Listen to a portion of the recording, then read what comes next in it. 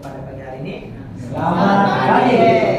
Pertama yang saya hormati para guru dapat hadir seperti ini dan saya kasihi teman-teman sekalian dapat hadir hari ini dan sekali. Baik, banyak orang bertanya-tanya bagaimana cara orang di perjanjian lama dapat diselamatkan. Dan ada orang berkata, denominasi yang berkata bahwasanya orang yang di perjanjian lama pasti masuk neraka karena mereka belum dapat percaya kepada Yesus Kristus. Mereka tidak mengenal Yesus seutuhnya. Jadi banyak denominasi atau sebagian denominasi percaya bahwa di perjanjian lama semua mereka masuk neraka. Akan tetapi Alkitab tidak mengajarkan itu.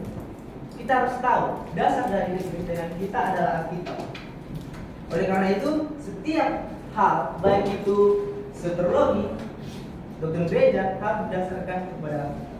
Nah, oleh karena itu sebagai dasar Alkitab kita, sebagai dasar pembahasan kita pada pagi hari ini, saya mengajak saudara-saudari untuk membuka Alkitab dari Yohanes pasal 4 ayat 23 sampai 24. Yohanes pasal 4 ayat 23 sampai 24.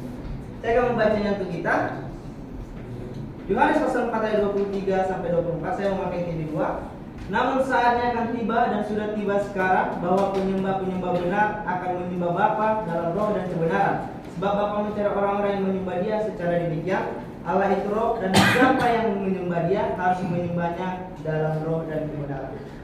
Saudara-saudara yang dikasihi Yesus Kristus, sebelum kita mengetahui bagaimana cara ibadahnya perjanjian lama dalam keselamatan atau dalam memuji dan memuliakan nama Tuhan, kita harus tahu dulu proses sketsanya. Saya menyebut ini adalah garis jalan. Pada saat penciptaan ada dua makhluk yang secara spesial memiliki kehendak bebas dalam posisi hati dan karakter mereka kudus, yaitu manusia dan malaikat. Tetapi kita tidak berfokus pada malaikat, kita berfokus terlebih dahulu pada manusia.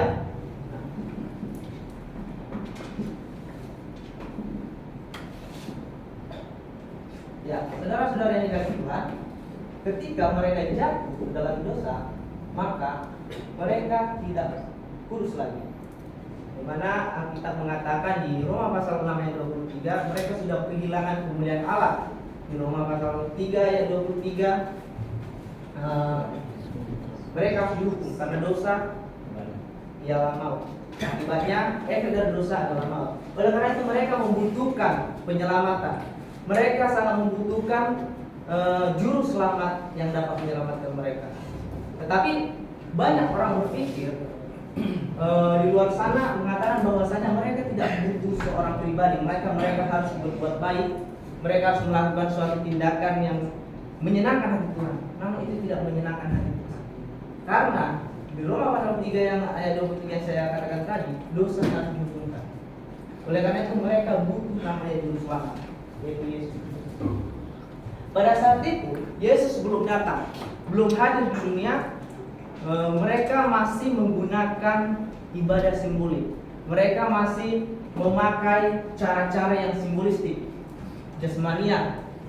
Karena Yesus belum hadir, hanya bayang-bayangan saja.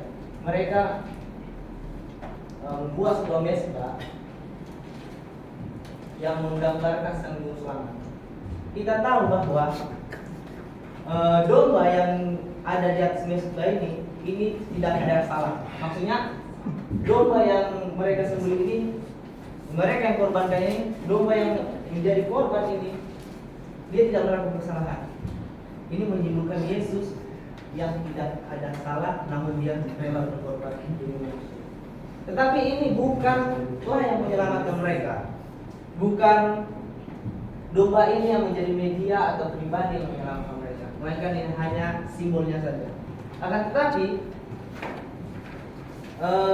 ketika mereka melakukan ini adalah bukti ketaatan mereka dan bukti bahwasanya mereka sudah mentaati peraturan Allah dan yang diperintahkan Tuhan kepada Adam sebelumnya, yaitu harus ada tebusan dosa.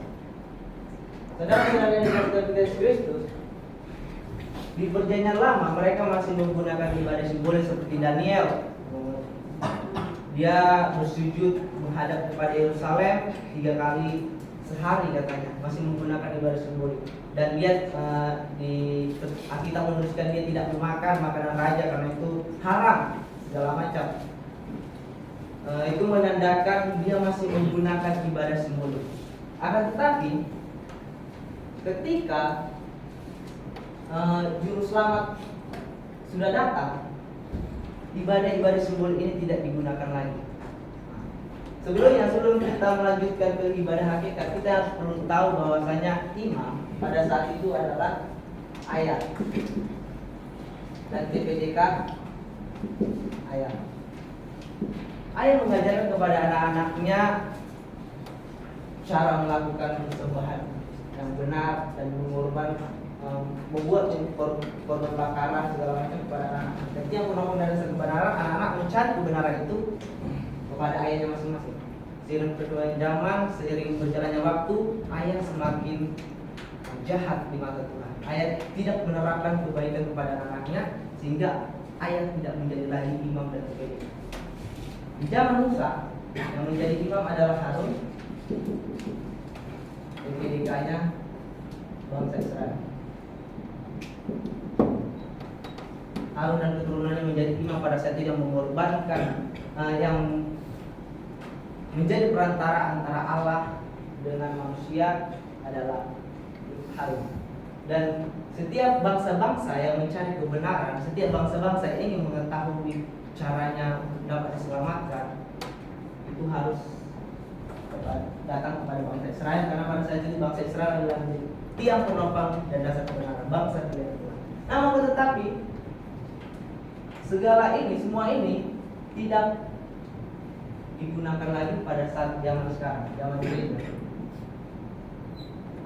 Karena kita tidak menggunakan ibadah simbolik lagi, karena Yesus sudah datang. Bagaimana kita dapat melaksanakan atau melakukan aktivitas-aktivitas di perjanjian lama, sedangkan Allah itu sendiri sudah datang? Karena di perjanjian lama ini adalah simbol, bayang-bayang saja. Kita tidak membutuhkan lagi bayang-bayangan, saudara-saudara. Kita sudah tidak membutuhkan lagi ibadah-ibadah simbolik, karena Yesus sendiri sudah datang di bumi. Oleh karena itu, di 1 Petrus pasal 2 ayat 9, keimamatannya itu sudah menjadi orang percaya. Karena di dalam diri orang percaya sudah ada Yesus Kristus. Kita manusia tidak perlu perantara lagi, atau ayah tidak perlu lagi, imam Harun tidak perlu lagi, melainkan dirinya sendiri. Ketika orang yang sudah bertobat dan percaya sudah lahir baru. Akan tetapi kita lihat TPDK-nya sekarang di 2 Timotius pasal 3 ayat 15 adalah jemaat lokal. Setiap orang yang mencari kebenaran, setiap orang yang ingin mencari Tuhan dengan benar, harus datang kepada jemaat lokal.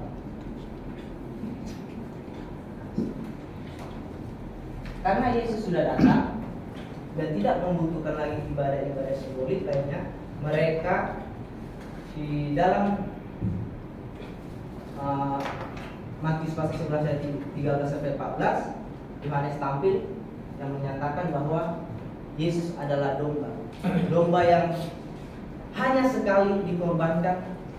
Ini kita tahu yang tadi ini sering berulang kali dikorbankan domba dikorbankan, tetapi Yesus hanya sekali, dan satu kali saja cukup untuk menyelamatkan seluruh umat manusia.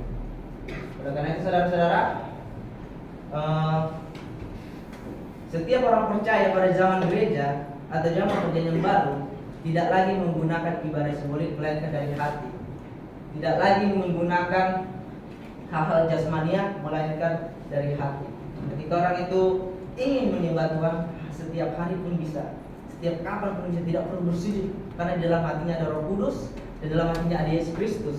Tidak perlu lagi perantara, melainkan dirinya sendiri yang meminta kepada Allah Bapanya. Karena ketika seorang anak meminta kepada Allah, tidak perlu perantara, karena itu adalah ayahnya sendiri. Adalah sistem ibadah peralihan ibadah simbolik ke ibadah hakikat. Terima kasih.